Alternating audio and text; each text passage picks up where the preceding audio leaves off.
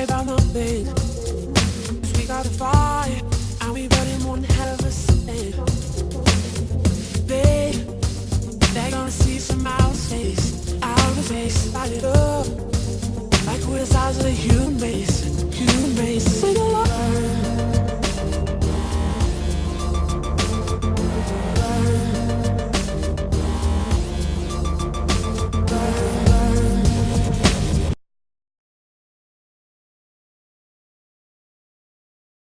So we're going to find out, what do you do, Rory?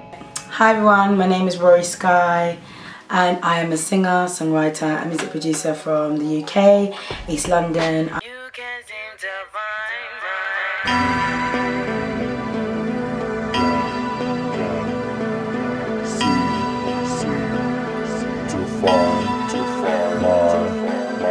I'm going to be making a beat today. Beginning stages. I normally go through like 5, 6 versions till I get the version I'm like, yes. Let's make it happen. I want you close to me. I'm very excited to be here today because I am on the ANWK show. Woo! Big shout out to the ANWK team, to ANWK show, and also to the wonderful, beautiful Jonnie Kae for having me on the show today. It's awesome. Thank you so much. My music is like electronic, psychedelic, R&B with influences of house, Afrobeat. I just love music. And now we know. So next thing is, what inspired you, Rory? It's easy. What inspired me to start singing? I've always loved singing.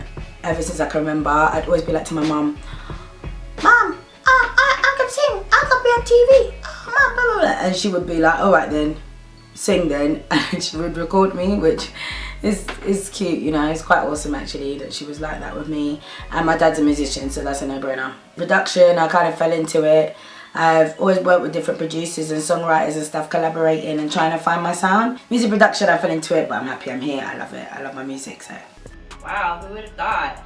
Next thing, I want to ask Rory, what's her thoughts about why there aren't many females that look at producing as an occupation?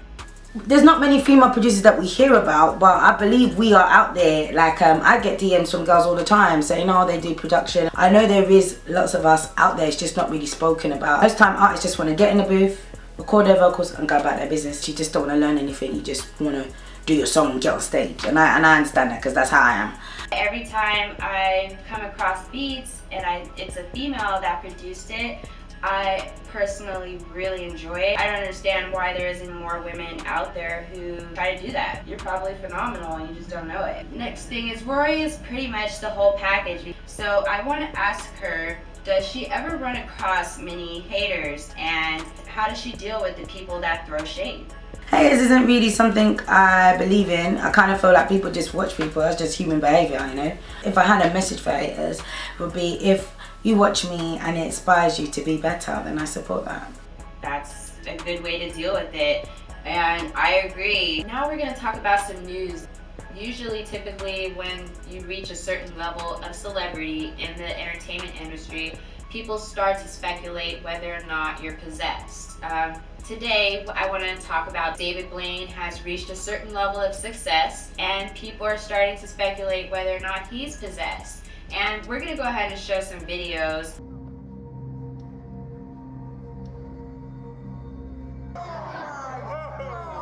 There's no blood.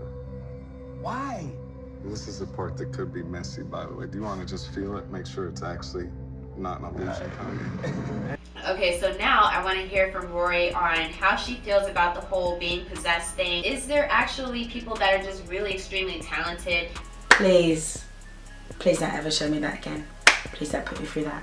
I don't think he's possessed, basically. I just think that he's very, very skillful. He's got that illusion stuff down to a T. If he was possessed, I believe there would be some juju doctor in a bush somewhere driving a Maserati that we would hear about making that juju money. So I don't believe he's possessed. I just think he's excellent at what he does. So shout out to David Blaine. I appreciate Rory giving us that aspect. Kylie Jenner and Tyga broke up, along with Nicki Minaj and Meek Mill. We all heard already, and Lala and Carmelo Anthony recently.